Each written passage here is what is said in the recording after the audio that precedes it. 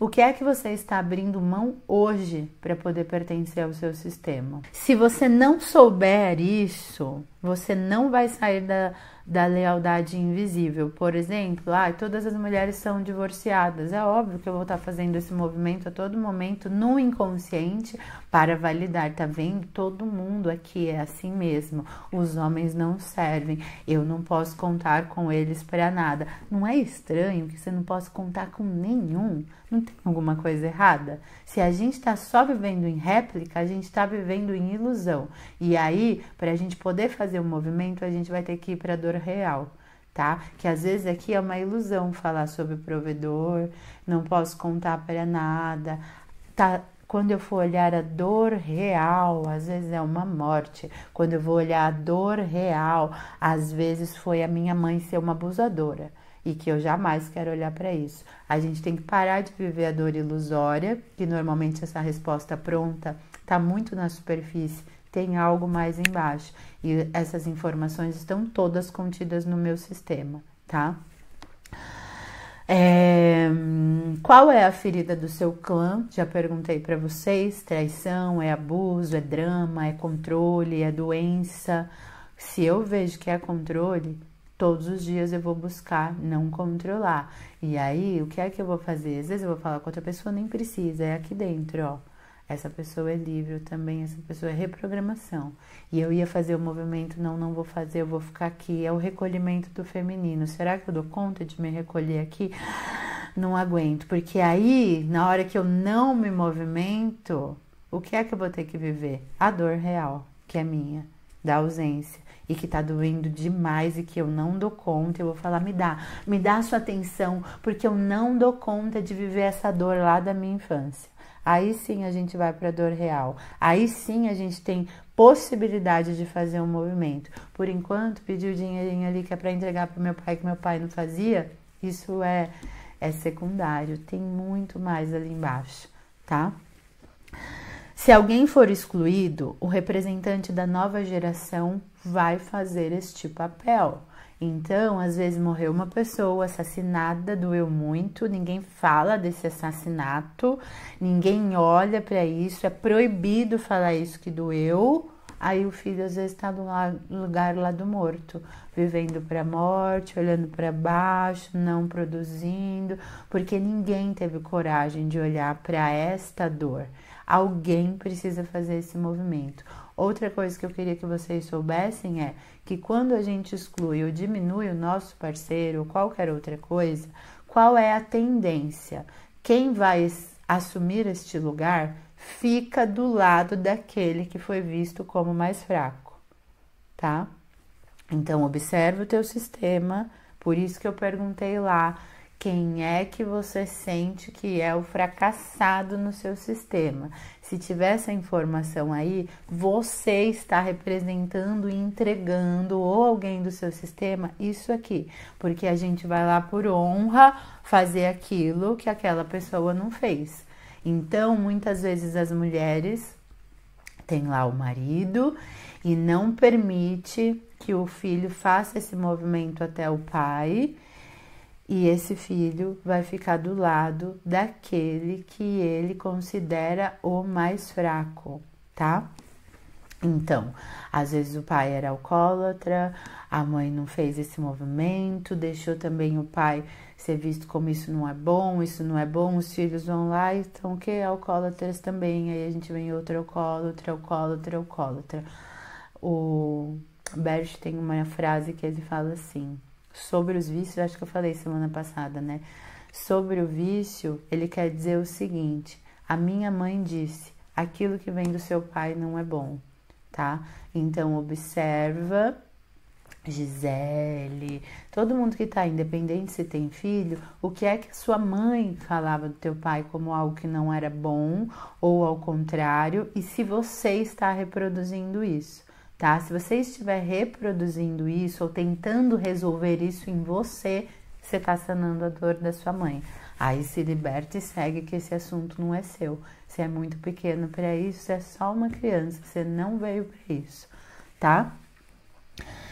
Quem tem direito a pertencer a esse sistema? parentes consanguíneos, filhos abortados, natimortos, pais, irmãos dos pais.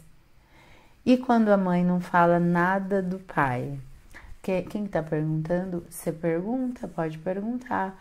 E estimular, poder trazer, mãe, ó, se lembra da parte que era legal? Vamos falar só do legal para não acessar suas dores ou qualquer coisa se você quiser. O que é que meu pai tinha de legal que eu também tenho? E aí vai retomando, é preciso que a gente tenha uma coisa dentro de nós para poder se agarrar e deixar fazer vivo. A minha mãe era essa pessoa, imagina, e ela ainda é, que ela detesta o meu pai, mas só uns 2 anos atrás ela falou: a leitura.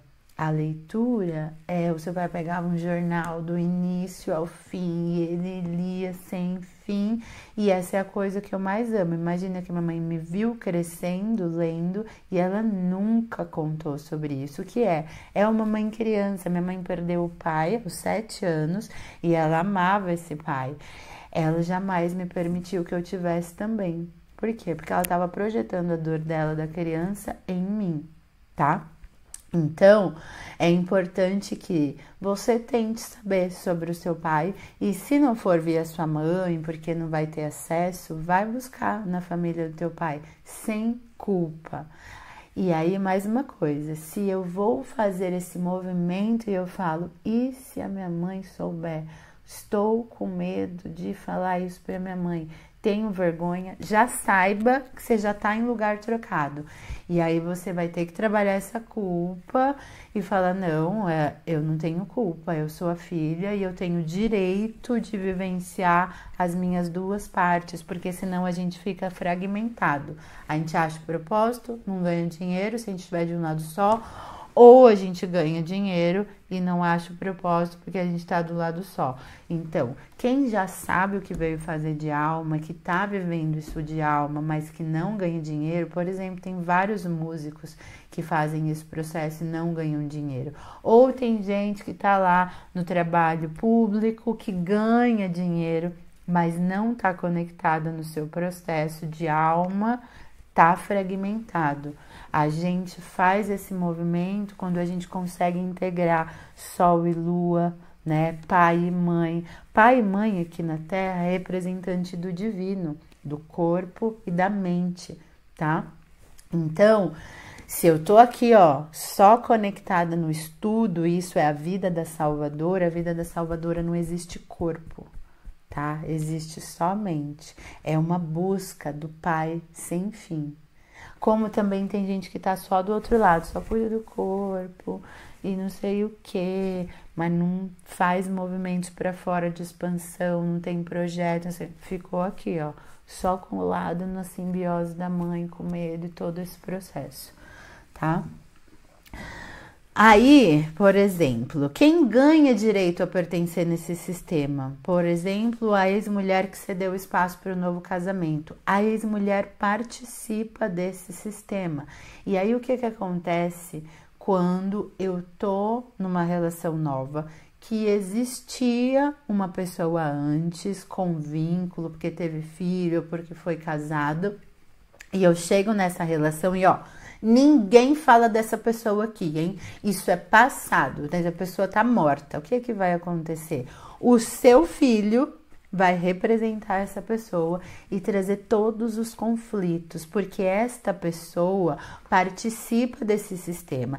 E este sistema, este homem, esta relação, só pode te entregar isso hoje porque foi construída a partir da relação de uma outra pessoa. Tá? Essa coisa de exclusividade, que só existe eu e é tudo pra mim é a criança que não divide a mãe com ninguém. Adultos têm vida, as pessoas se conectam com outras pessoas. Então, se você tá num sistema onde seu parceiro teve alguém, ou às vezes é um tio que casou com outra pessoa e nesse casamento foi via traição, e aí quando ele leva essa pessoa para dentro da festa ou algo assim, todo mundo exclui esta pessoa como se ela não pudesse existir. Todo mundo vai beber dessas distorções que vieram daquela relação, tá? Quando é filho mais novo, que chegou primeiro, mais novo não, o filho que chegou de uma relação, a precedência é do filho que chegou antes, ainda que a gente tenha como precedência o casal, né? Casal veio antes da criança, tá? Se você tem filho, e isso acontece muito com as mulheres, porque na hora que chega a gravidez, a gente vai acessar o processo simbiótico com a nossa mãe e a gente quer ficar aqui, ó. Aí a gente tira esse parceiro do processo porque a gente tá numa sensação de completude com esta criança, a relação não vai dar certo. Quantas mulheres e quantos casamentos vocês não viram terminar depois que chegou a criança? Por quê? Porque lá atrás, no início dessa relação, talvez o movimento para eu chegar nesse parceiro foi muito mais para eu não ficar sozinho do que efetivamente para compartilhar. E se a minha primeira dor era essa, da solidão, porque a minha avó foi abandonada, ou porque meu avô foi embora muito cedo, ou várias dessas coisas, eu não estava buscando uma relação para troca, eu estava buscando não ficar sozinha. E daí, na hora que nasce o filho, que daí a simbiose e a completude é gigante, eu não preciso mais desse parceiro, tá? Então, observem no sistema de vocês se vocês colocaram os filhos antes do parceiro. Por mais que, lembra que eu falei? Dói, ajustar, como assim? Eu vou dizer não pro meu filho porque meu marido veio antes. Como é que a gente junto aqui desenvolve um trabalho porque a gente precisa cortar esse édipo para que essa criança possa crescer sem a dependência do pai ou sem ser a namoradinha do pai? É o casal junto que faz esse movimento. Então, por exemplo, como é que um homem corta o complexo? Vocês sabem o que é complexo de Édipo? Não. Complexo de Édipo é quando a gente é apaixonadinho pelo nosso pai e pela nossa mãe. E isso acontece com todas as crianças, vai até os 6, 7 anos. Normalmente na menina, ela corta automático. Normalmente, tá? Quando a menina recebe a menstruação, começa a entender e entende que nada a ver, que ela nunca vai poder dar um filho pro pai, e aí rompe naturalmente. Com os meninos demora mais. Por quê? Porque as mães são mais controladoras e elas querem o filhinho aqui, porque elas também estão revivendo aquilo com o pai delas e todo esse processo. Então, como é que um casal faz esse movimento com a criança? Um pai, por exemplo, vai dizer, ó, você é linda, filha, mas não mais que a sua mãe.